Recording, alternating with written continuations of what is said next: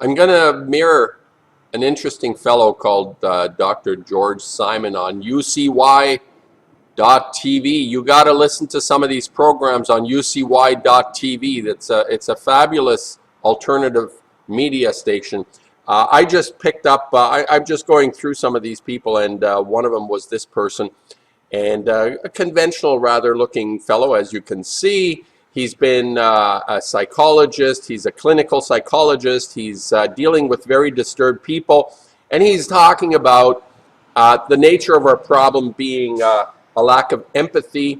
And I really like this person, but you know, being a painter as I am, I look at everything I come across to see if I can use it in my own expression of who I am when I want to make a painting, what it is that works. And when I make a painting, what's really important for me is to try and nail it. Whether I do or not is another question. But that feeling, that superb feeling I have occasionally gotten when I make a painting, and I look for material everywhere. I look for ideas and thoughts, and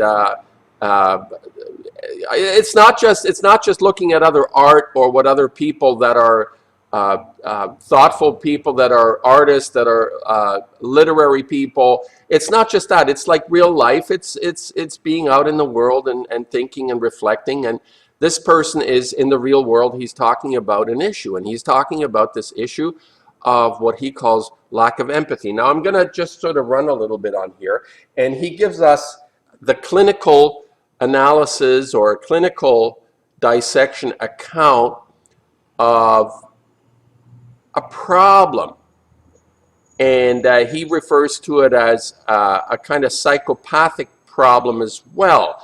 But what I find quite often is these people don't actually get us to the root, to the source. And I'm listening, and I'm thinking about, I'm working on I started a series of paintings, or I'm starting a series of paintings that I'm calling The Broken Jesus. I'm letting the cat out of the bag. Yeah, I'm going to work on some paintings called The Broken Jesus, and trying to formulate how this is going to look in real life on my paintings on the surface. And I was reflecting on what it is. What is it that I'm facing? What is it that we're all facing? And we know the epic struggle to shut down the nuclear industry. They all have to be shut down. All the plants, anything to do with nuclear fission needs to be removed from this planet. So that is our epic fight. But I'm looking for the reluctance among the population, among people. And I remind myself, if I need reminding, how important it is to accomplish this task, to shut down all nuclear activities on this planet, fusion or fission, either one. We can't have this on our planet. It doesn't work for us. And I'm listening to people. This is a man of conscience, a very integral person. But I have to tell you that they miss it. And I'm going to just play some segments. And this is not a detraction. He is actually getting a lot of this right from my perspective, my point of view. And I made a video and I said that the origin of Fukushima is hurt. Is hurt. It's not very complicated. It's not complicated at all. And it is people growing up from childhood that have unresolved hurts. And the degree to which each individual, each person is able to extract this hurt in a way that I would say overcome the things that create anger and upset and hurt within us. This is a mystery. I don't know why some people, you hear about people growing up in extremely abusive families. Their parents are abusive. They're even molesters. They're beaters. They're child beaters. And these children sometimes actually, against incredible odds, come out of this and become extraordinary individuals that make enormous contributions to our well-being. Now I'm going to play this a little bit before, and I'll stop it and I'll sort of go through this. Let's see what he has to say. And the first part of this, obviously, you'll hear why I picked this. The fact that at the heart of most character disturbance is a relative lack of care and concern for others. Okay, that's his premise for character disturbance, because the show, as you can see, is called Character Matters. He has narrowed it down to character, an aspect of character. He is involved in trying to uncover, as a clinical psychologist, he's trying to uncover, he's worked with real psychopaths, I'm sure. He's attempting to discover what it is that makes us go, you know, what makes a person do what they do. And he talks about the fact that it's not what you say, but what you do that matters. This is a 101. This is a no-brainer. It's like, why would I listen to somebody that doesn't act what it is that they say? This is a sign. This is politics. This is politics. Politicians promising things and then not doing it. Obama saying, I'm going to shut down Guantanamo Bay as my first act when I become president. I'm thinking to myself, wow, this guy's on the level. The first thing he'll do is shut down Guantanamo Bay. Well, we know what happened there. And this individual, he has a major character flaw, and that is lying. But I like this person, George Simon. He's going into it. And let's listen a little bit more. Now, it's not just narcissistic characters that have this problem. It's not just psychopathic characters. At the heart of all character disturbance. And once again, I make a distinction. You'll see this in my writings and in my books. Some people... Well, he rambles a bit. I wish he'd come to the point. But anyway, he says it's just not psychopaths. And this is my point. That when I say that the reason we're in the shitter we're in is because people don't really care. And he's identified this, and now he calls it a character disturbance. I think it's a lot deeper than just a character disturbance, because what happens to people that are hurt and can't recover from this feeling within them. I believe that this is the nature of our dilemma. And this inner fight, this inner battle, the FUKUSHIMA fight that we're in, is Shiva is a symbol, an analogy, a metaphor, if you want, concocted in Hindu scriptures, in the Bhagavad Gita, to reflect a battle that each single one of us must fight. It's an inner battle. And here's the mystery. It is not something that actually I believe. I cannot see this being a sort of cookie cutter resolution. There is no resolution. This person is looking for, as a doctor, he's looking for a cure. There is no cure. There is no cure. Well, let me put it this way. I think there is a cure, but I'm not a doctor, so I would say, you know, live your calling is the cure. Live your calling. And your calling is not to destroy, because we are the recipients of the greatest gift, which is called life. We experience the mystery of all of this and all its implications and its trillions and quadrillion, trillion versions at every moment, at every second. Every single human being, 7 billion human beings every second, contributing to this unfolding of this incredible mystery. So anyway, I'm going to tell you what it is. All I can say is that there is no cookie cutter panacea or silver bullet to cure this problem that we face as humanity of not waging this inner war. I'll let him talk a little bit more for a few minutes without interrupting, because he makes very good points, but I'm going to highlight something at 21 minutes. I'll put it, okay. People don't make the distinction. Others do. I'm one of those who does make this distinction. There is a distinction between personality and character, and a personality disturbance and disorder, and a character disorder. The difference being, character is that aspect of personality that reflects one's moral integrity. Okay? So, a person... That's interesting. He's distinguishing character disorders and personality disorder. It's his little pet thing, I guess. You can put any word on it. A rose by any other name would smell as sweet. But he'll not come to the source of this problem.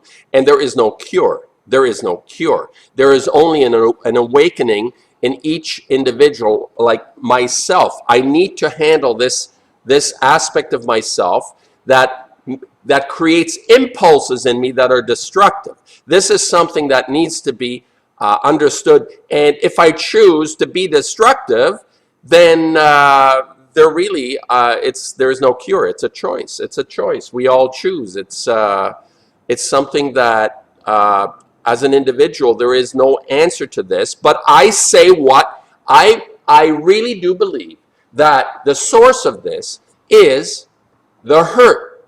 And this hurt could be, I don't even know if it could be a genetic primordial thing, the way the Bible talks about original sin, that bullshit about original sin, but who knows how this has been implanted in our brains, that we have a fundamental hurt. We're not responsible. We're born. I don't have original sin. Fuck off. Original sin. Give me a rest. But you know what? It represents part of our psyche, that people have absorbed this hurt that doesn't even belong to them, and then it's a continuation. I'm actually he's gonna go on with some very good points about Truman Capote and In Cold Blood, which was representing these two guys that heartlessly murdered a family because they didn't want to be caught.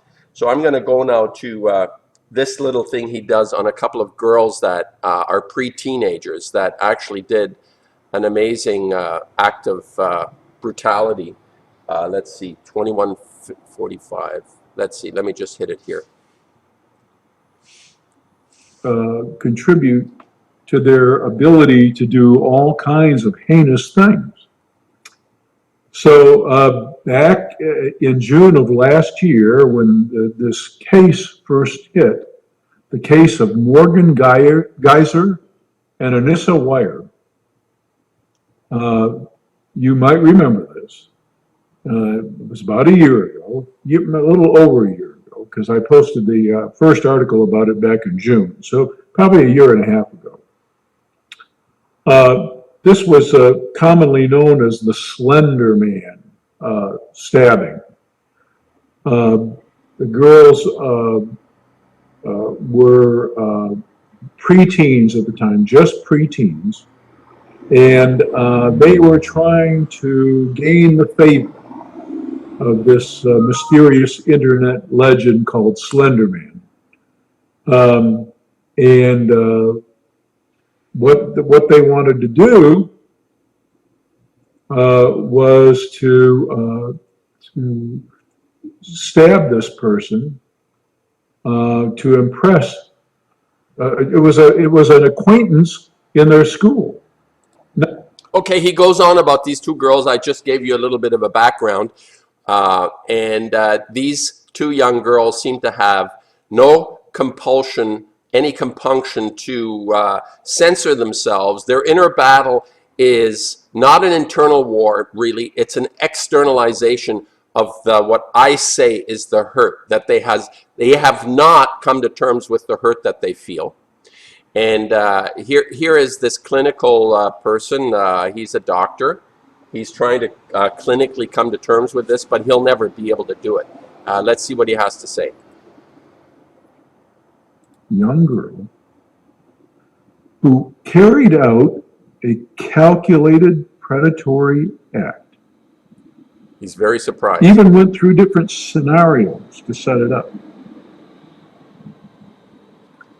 And she found it interesting that she didn't have any feelings about it. Okay, she has just, they have stabbed this other younger girl 13 times, and apparently the girl lived. But they reflect on this experience with complete total detachment. And I think this is not unusual from the point of view, from the way I see this. I'm standing in a checkout line at the local food store, and a mother is pummeling a kid for fidgeting. These are expressions of not having done the inner work.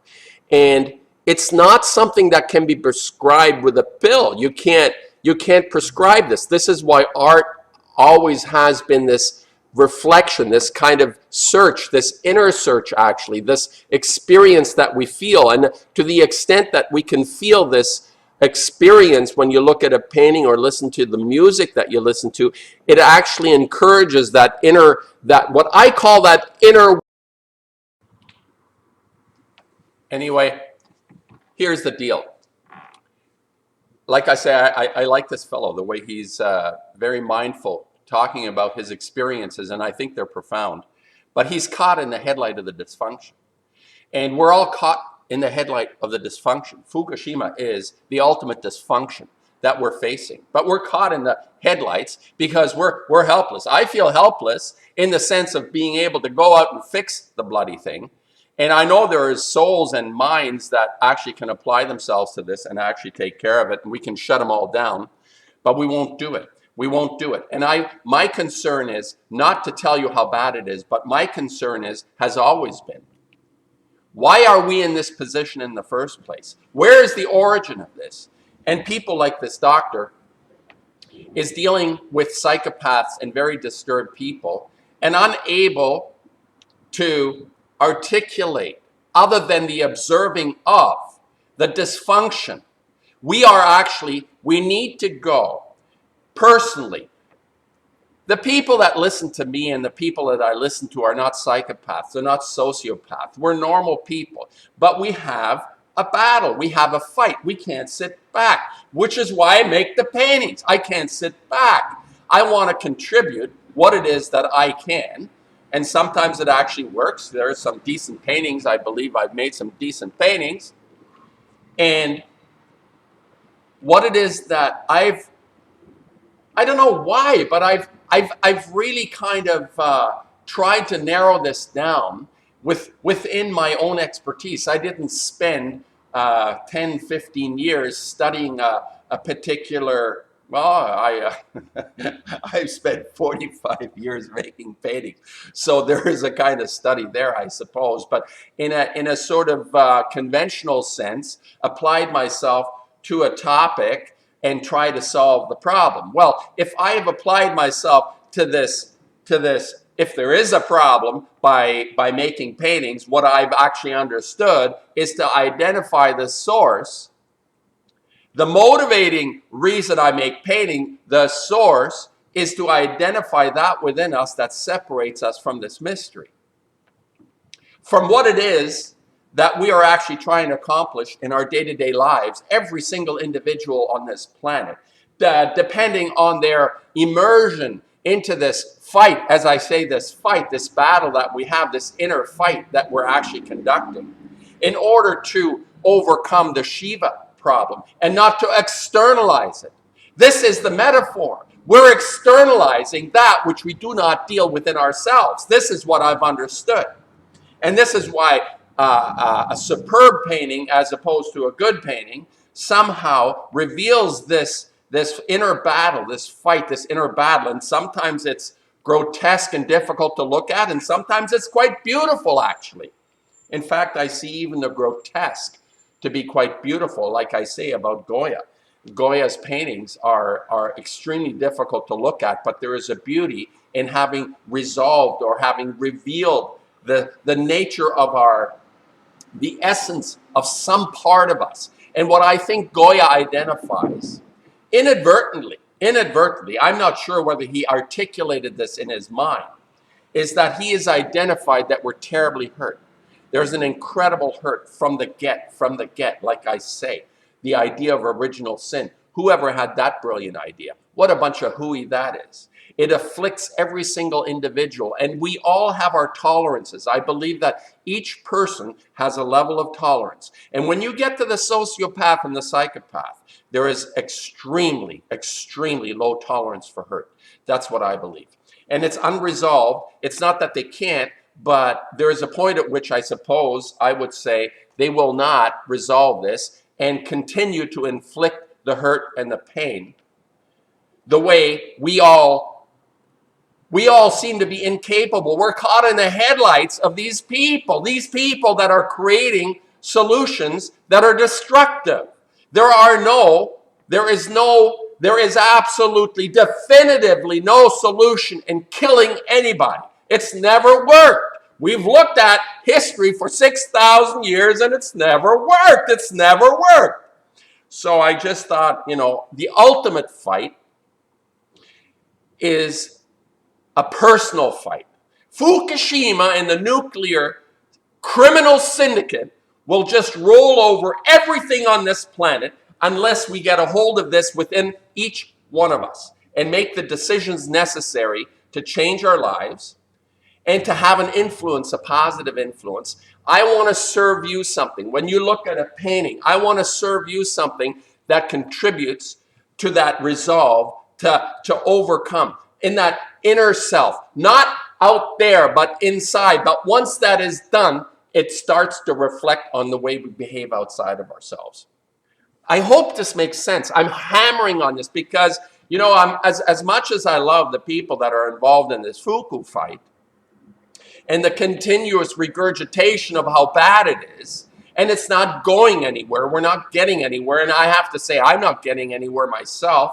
I'm not getting a platform. I have not been able to promote my work. I'm working on it, and I won't take no for an answer. Ultimately, it has to go out. So this is my attempt to contribute to making this work somehow, and I hope it makes sense. It's been a little bit longer, but I like this doctor, but you know, they all miss it. They all miss it, and I think I've come pretty close in this. I'm pretty confident that this analysis, and by the way, this was inspired by a painting by Steven Schellenberger when he visited me last year, December, and he made I should actually put it up, one of the free radical paintings he made.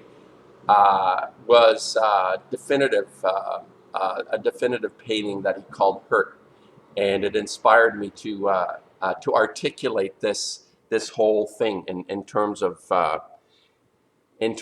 this inability for us to wage this inner war to counter the hurt that has been left on our souls, has been left on our genes, have been left on our bodies, genetically, physically. It's there, and we all have different tolerance of this, and our inactivity is the inactivity within each individual is the extent to which this battle has been won inside each one of us.